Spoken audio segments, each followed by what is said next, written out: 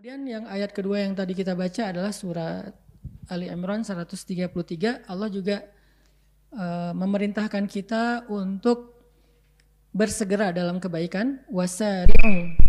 Wasari'u itu artinya segeralah kalian ila maghfiratim min rabbikum wa jannah, kepada ampunan dari Rabb kalian dan surga. Artinya bersegeralah kalian taubat dan amal solih. Itu bahasa Al-Quran kan bahasanya sastra ya. Wasari'u ila maghfiratim min rabbikum, bersegeralah kalian kepada ampunan dari Rabb kalian. Maksudnya segera taubat. Astaghfirullahaladzim. Maka setiap kali kita berbuat dosa, kata Nabi, iringilah keburukan kalian dengan kebaikan. Maksudnya iringilah dosa kalian dengan istighfar dan taubat. Setiap kali kita berbuat dosa, langsung astaghfirullahaladzim. Salah ngomong astaghfirullahaladzim. Kepancing emosi astaghfirullahaladzim. Segera, jangan tunggu nanti. Kenapa? Narasi paling sederhananya kan kita nggak tahu usia kita. Itu yang paling sering. Tapi narasi lain adalah kenapa harus ditunda kalau itu sebuah kebaikan. Belum siap, nggak apa-apa.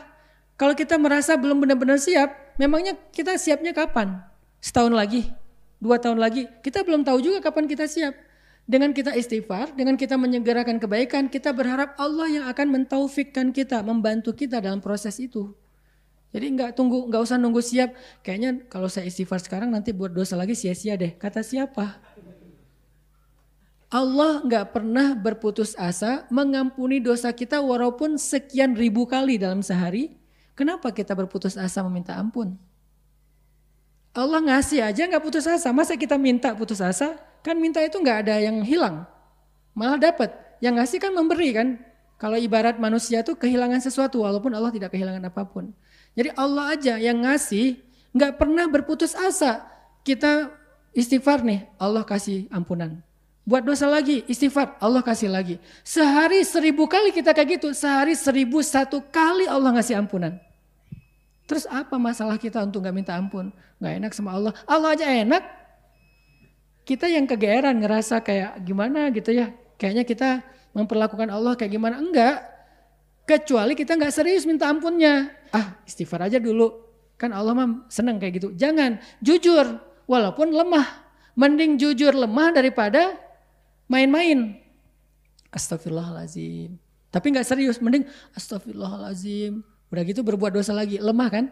Astagfirullahaladzim, dosa lagi, astagfirullah, segitu-gitunya 1000 kali sehari, Allah tetap ampuni teman-teman. Dan yang dilihat adalah husnul khatimah, yang mana yang paling akhir. Makanya ada doa, waj'al khaira a'mali khawatimah, ya Allah jadikanlah sebaik-baik amalku yang penutup. Makanya kata Allah, wasari'u ila maghfiratim min rabbikum. InsyaAllah kita lanjutkan setelah sholat isya. Barakallahu fiikum. Teman-teman yang dirahmati Allah Subhanahu wa taala, kita lanjutkan pembahasan tentang berlomba-lomba dalam kebaikan dan bersegera dalam kebaikan.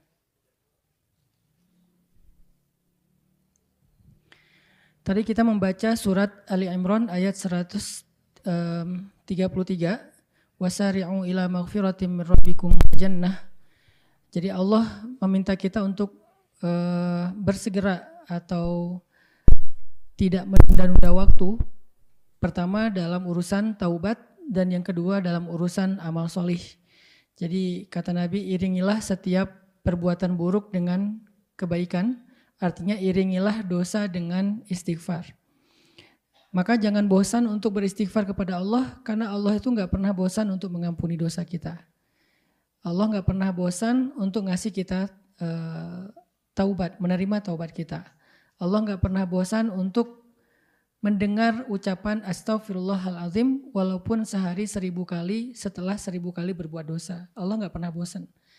Jadi jangan sampai kita berputus asa dengan merasa tidak pantas untuk bertaubat dan beristighfar setelah sekian kali kita mengulangi kesalahan yang sama karena kelemahan kita, bukan karena kita mempermainkan Allah. Karena insya Allah kita nggak mungkin niat kita mempermainkan Allah. Yukhadi'una Allah walladzina amanu wa ma yakhda'una illa anfusahum. Jadi kalau kita mengelabui Allah, mempermainkan Allah, kita hanya mempermainkan diri kita sendiri. Nggak mungkin. Terus Kalau kita ngelakuin dosa berulang kali gimana? Ya mudah-mudahan itu bukan karena kita mempermainkan Allah. Mudah-mudahan karena kita memang lemah. Berkali-kali kita tergelincir kepada dosa karena lemah. Tapi setelah itu langsung iringi dengan istighfar lagi. Iringi dengan taubat lagi. Karena yang paling Allah lihat adalah bukan prosesnya, nanti akhirnya. Mana akhirnya? Taubat atau dosa? Kalau akhirnya adalah astaghfirullahalazim dan gak sempat melakukan dosa yang berikutnya, tetapi dia udah mengiringi dosa yang sebelumnya dengan istighfar, maka dia adalah orang yang memperoleh husnul khatimah. Ya setidaknya di akhir malam sebelum kita tidur, kita istighfar dulu. Ya Allah, hari ini saya banyak banget dosa. Dari mulai bangun tidur tadi pagi udah dosa, di sosmed dosa, di jalan dosa, ketemu orang dosa, dalam kesendirian pun masih banyak dosa. Ya Allah, ampunkanlah dosa saya hari ini. Istighfar sebelum tidur dengan istighfar yang jujur dan sungguh-sungguh. Walaupun kita gak yakin besok kita akan bersih. Dan kemungkinan besok kita kotor lagi, walaupun harapannya kotornya gak sekotor kemarin. Tapi bisa aja besok lebih kotor dari kemarin dan kita gak pernah tahu karena kelemahan kita. Setidaknya malam itu kita menutup malam dengan taubat, istighfar. Kalau malam itu adalah malam terakhir kita gak bangun lagi, Allahu a'lam apa yang terjadi, maka kita memperoleh husnul khatimah. Kan itu yang kita cari. Makanya kata Allah, wasari'u ila maghfiratin min rabbikum. Jangan ditunda-tunda. Toh gak ada ruginya juga kok kita mendahulukan kebaikan. Apa ruginya kalau kita segera beristighfar dan bertobat? Apa ruginya? Gak ada rugi. Gak ada gara-gara kita istighfar terus kita kayak kehilangan sesuatu, gara-gara kita istighfar kita kehabisan waktu, gara-gara ke istighfar kita akhirnya jadi capek. Apa capeknya mengatakan astaghfirullahalazim? Kalau Allah mau syariat istighfar itu dibikin panjang, kayak Sayyidul Istighfar lah minimal ya. Allahumma anta rabbi la ilaha illa anta khalaqtani wa ana abduka wa ana ala ahdika wa wa'dika mastata'tu a'udzubika min syarri ma sana'tu abu'u laka bi ni'matika alayya wa abu'u bi dzambi faghfirli fa innahu la yaghfirudz dzunuba illa anta. Panjang. Kalau yang mau segini keren karena ini Sayyidul Istighfar, pemimpinnya istighfar. Kalau yang bisa hafal ini luar biasa ini kalimatnya. Tapi bagi yang gak mampu menghafal ini atau gak mungkin juga kita baca ini misalnya setiap berbuat dosa baca itu kayak panjang gitu ya. Bukan gak mungkin, agak berat mungkin bagi sebagian besar dari kita termasuk saya. Ada gak yang lebih ringan supaya kita gak menunda-nunda istighfar? Kayaknya gak cukup waktu Ustadz. Saya lagi hektik nih, saya lagi meeting nih, saya lagi apa? Kan lagi meeting kayak salah ngomong misalnya kayak gak sengaja ngetawain temen. Masa Allahumma anta rabbi la ilaha illa anta khalaqtani wa ana abduka. Ngapain lo ngelamun? Ntar lagi istighfar. Jadi kayak panjang kan, jadi text time gitu kan. Makanya ada yang lebih ringkas, lebih pendek, lebih mudah, lebih bisa dilakukan secara spontan. Ngetawain teman, salah nih astagfirullahaladzim. Beres. Atau suuzon sama orang lain, cari muka nih, astagfirullahaladzim. Beres. Kan gitu kan ya? Gak perlu sampai yang tadi Allahumma yang panjang bisa menghabiskan misalnya sekian belas detik atau sekian puluh detik yang buat kita sekian puluh detik itu sesuatu yang berat mungkin. Maka ada yang ringan, astagfirullahaladzim. Terus ruginya di mana?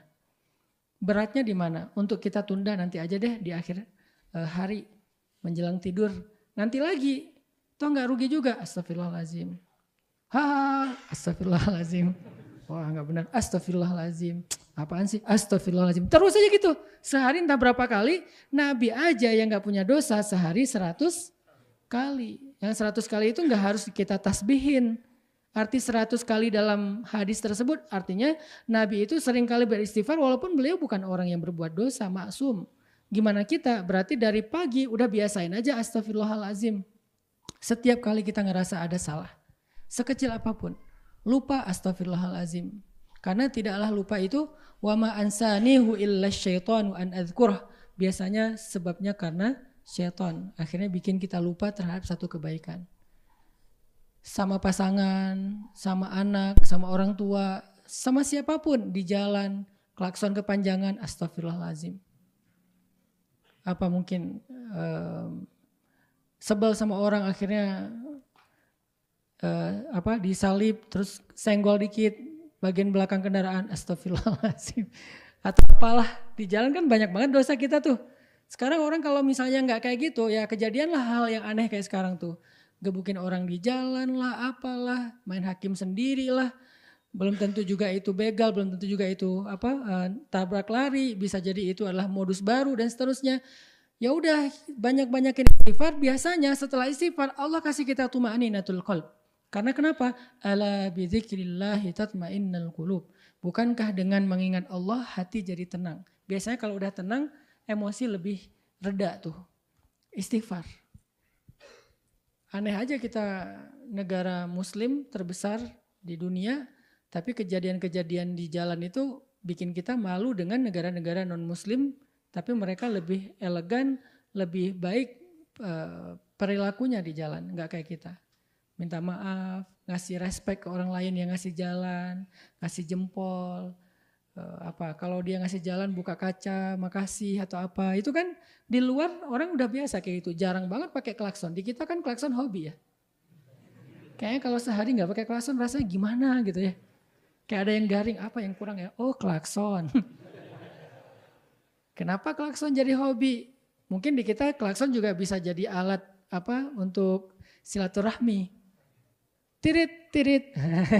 Klakson gitu kan, oke lah gak apa-apa lah. Tapi kayak kadang-kadang jadi kepanjangan juga. Karena kebiasaan klakson atau main ngedim misalnya kayak gitu. Bukan ngedim lagi sih, itu mah udah nyemprot. Biar orang tahu kalau dia punya lampu yang LED. Dari tol itu jarak setengah kilo udah terang banget gitu. Sampai kita juga jadi halu ya. Ini saya di mana, di negeri yang alam beda atau apa? Masih di dunia enggak nih? Kan biasa kalau dipindah alam tuh tiba-tiba terang gitu kan. Wah ini kayak pindah alam, ternyata ada yang pakai lampu LED. Intinya sih banyaklah kesalahan kita dalam sehari teman-teman. Udah istighfar aja yang banyak. Salah ngomong, salah respon, salah apa. Istighfar. Wasari'u. Kemudian wajannah itu artinya bersegera juga berbuat baik. Berbuat baik itu enggak susah. Kalau dalam bentuk ibadah, kata Nabi kalimatan khafifatan 'alal lisan, saqilatan fil mizan, habibatan ilar rahman, subhanallahi wa bihamdih, subhanallahil azim. Ada dua kalimat sangat ringan diucapkan dengan lisan, tapi berat banget di timbangan kebaikan dan Allah sangat menyukai kalimat itu. Allah yang Maha Rahman suka dengan kalimat itu. Apa? Subhanallahi wa bihamdi, subhanallahil azim. Kebalik nih, subhanallahil azim wa bihamdi, tetap dapat kebaikan yang luar biasa. Jadi cuman sekedar nih, saya ngomongin kayak gini, teman-teman langsung komat kamit, subhanallah wa bihamdi, subhanallahil azim. Udah dapat. Ngapain nunggu nanti coba? Pada diam? Jangan diam, ngomong langsung, subhanallah wa bihamdi, ngapain? Oh iya. Oh, ngapain sih kayak gitu? Udah aja langsung ngomongin subhanallah wa bihamdi subhanallahil azim. Kan bisa gitu ya? Itu artinya kita gak spontan untuk wasari'u. Saya lagi bilang misalnya istighfar. Udah langsung komat kamit. Astagfirullah, astagfirullah. Tulisan kalau udah komat kamit, oh berarti itu wasari'u. Tapi kalau, oh gitu. Sampai beres kajian jam 8:30, pulang ke rumah jam 9, udah berapa jam tuh ditunda tuh. Itu maksud yang tadi langsung praktek.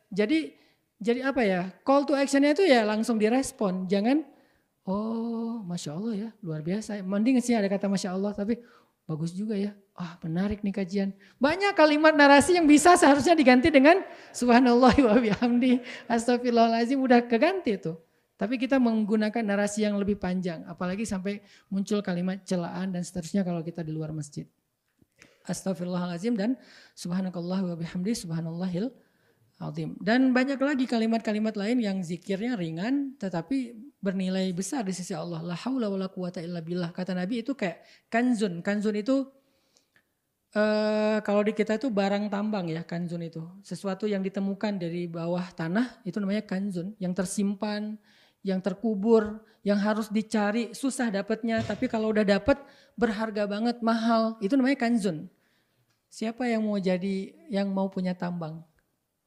Saya punya cita-cita, seru ya kalau jadi pemilik tambang, jadi pengusaha tambang gitu kan. Tambang batu bara, tambang nikel, tambang apa, tambang ini, tambang itu, paling ininya tambang emas misalnya. Saya punya tambang, kan gaya tuh, naiknya Range Rover. Biasanya kan pemilik tambang naik itu tuh. Kalau kita pengen jadi pemilik tambang, ada caranya apa? La haula wala quwata illa billah, itu tambang. Di mana tambangnya? Kata Nabi, kalimat itu Allah simpan di bawah arasy. Itu kalimat yang Allah simpan di bawah arasy. Dan gak sembarangan orang dapat itu. Artinya kalau kita pengen punya satu tambang di bawah arasy Allah langsung. Agak ini ya. Agak la haula ya. La haula wala quwata illa billah.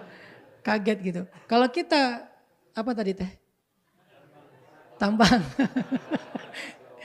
Kalau kita pengen punya tambang di bawah arasy, maka caranya ucapkanlah la haula wala quwata illa billah.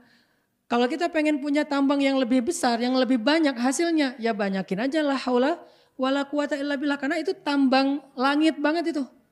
Tambang bumi itu batu bara, nikel, emas dan seterusnya. Saya bukan orang tambang jadi gak terlalu menguasai.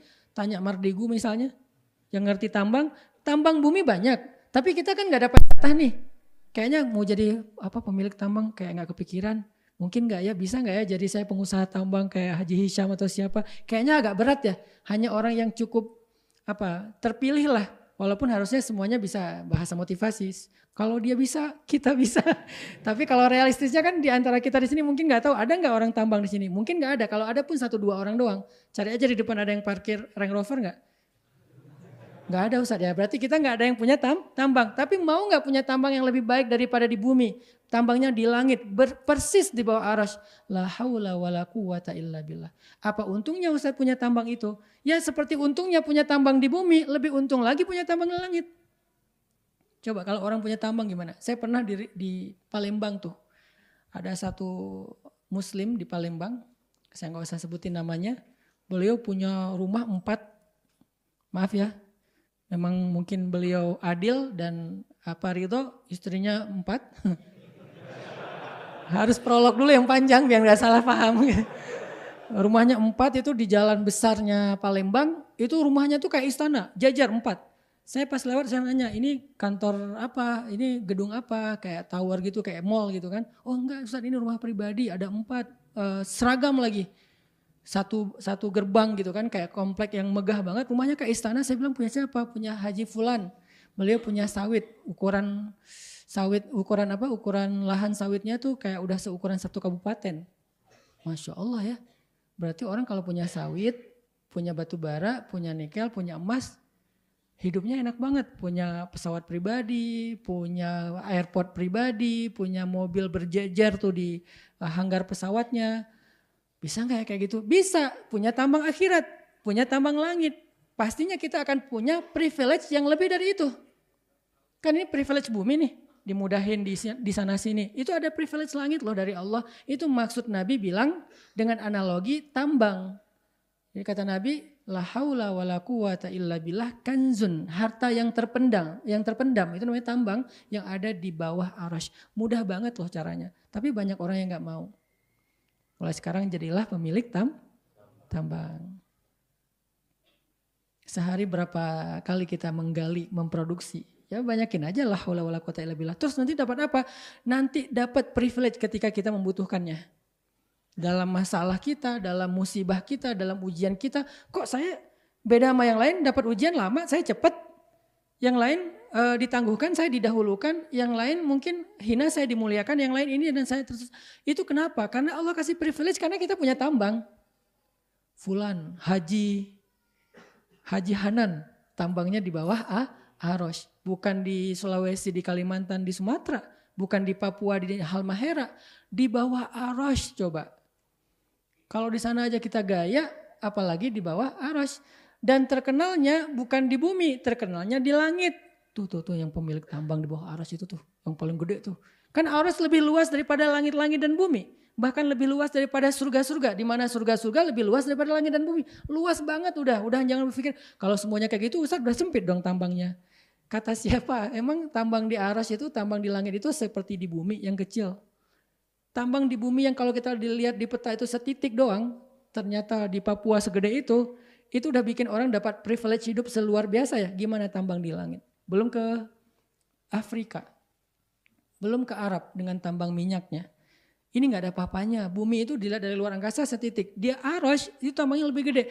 Yakin teman-teman bakalan dapat privilege di dunia dan di akhirat. Yang paling kita butuhin sebetulnya nanti di akhirat. Begitu bangkit dari kubur, bangkit sebagai pemilik tambang. Mau bangkit sebagai pemilik tambang? Beda bangkitnya. Ya.